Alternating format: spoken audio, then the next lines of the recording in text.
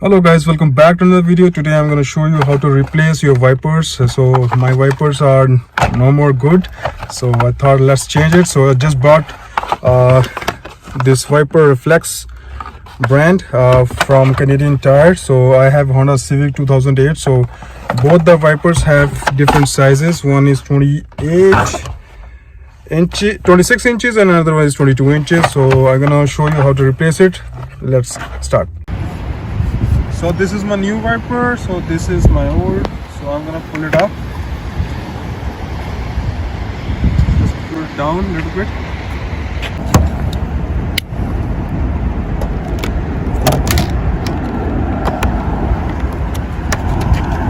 Just have to pull it down and remove it, and I'm gonna put the new one now. For this you gotta pull it up.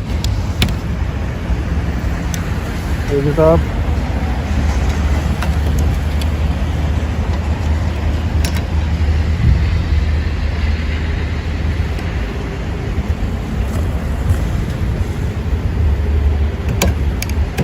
Up and just close it.